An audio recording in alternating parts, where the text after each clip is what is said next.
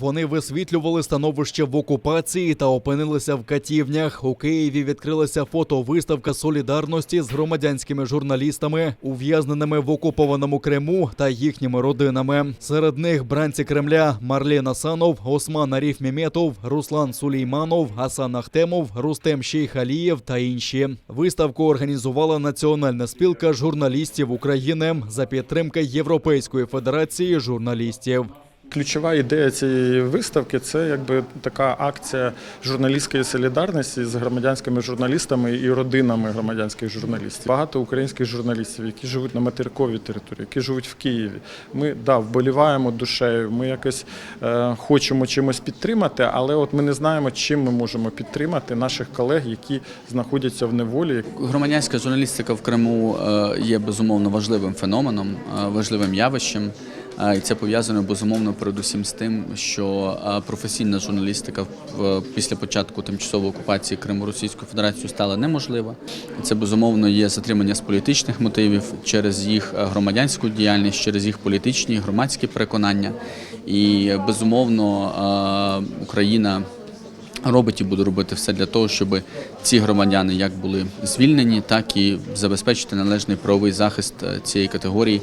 Серед присутніх дружини бранців. Халіде Бекірова, дружина кримськотатарського політв'язня Ремзі Бекірова, каже, після окупації півострова її чоловік не міг ігнорувати безчинства та репресії. Тому почав висвітлювати облави окупантів та судилища. До ув'язнення Ремзі Бекірова двічі притягали до адміністративного арешту, але він не зупинявся. Аж поки у березні 2019 року окупаційні силовики не вдерлися до родинного помешкання та заарештували чоловіка. Для детей, естественно, такой отец, как Ремзи, стал примером для подражания. И поэтому сегодня дети, видя то, что репрессии продолжаются, обыски только набирают рост, так сказать, они хотят продолжить деятельность своего отца и мечтают, когда подрастут, стать такими же журналістами, як і отець.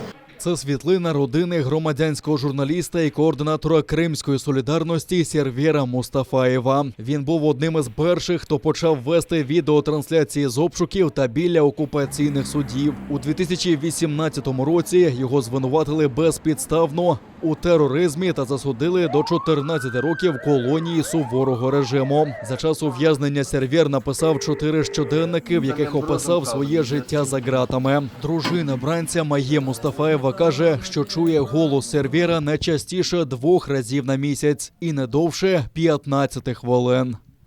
Мы благодарны, что про нас не забывают, постоянно про нас говорят, потому что это очень для нас важно. И Сервєру постоянно мне говорит, должны говорить, не останавливаться. Когда мы, говорит, видим, что за нас борются на свободе, мы, говорит, не унываем. Мы, говорит, у нас, говорит, появляется еще больше и больше, говорит, стимула бороться дальше. Активіст Кримської солідарності Сейран Салієв разом зі своєю дружиною, правозахисницею Муміні Салієвою не могли спокійно спостерігати за знущаннями над співвітчизниками. Вони почали поширювати інформацію про облави, свавільні затримання та арешти кримських татар в соціальних мережах. А коли у жовтні 2017 року Сейрана Салієва звинуватили у тероризмі та засудили на 16 років позбавлення волі, його дружина продовжила цей шлях сама. Проживаю в микрорайоне Бахчисарая, в месте компактного проживания крымских татар, где только на 3-4 улицах 60 детей крымских политзаключенных, которые растут без отцов, где только в Бахчисарае более 20 семей крымских политзаключенных. И невозможно отвернуться от чужой боли. И невозможно сделать вид, что ты этого не замечаешь. И вот вся эта ситуация просто стала для меня вызовом и выбором, что я выберу. И я выбрала идти до конца вместе со своим народом и заниматься правозащитной и журналистской деятельностью. Насамкінець Муміє Салієва отримала міжнародну професійну картку журналіста, яка забезпечує безперешкодний доступ до подій, що становлять суспільний інтерес. Окрім цього, Сергій Томіленко подякував руху «Кримська солідарність» за інформування української та міжнародної спільноти про становище в окупованому Криму та нагородив учасників дипломом Національної спілки журналістів України та Європейської федерації журналістів. Ельдар Ісматов, Інна Полякова, Заман, АТР.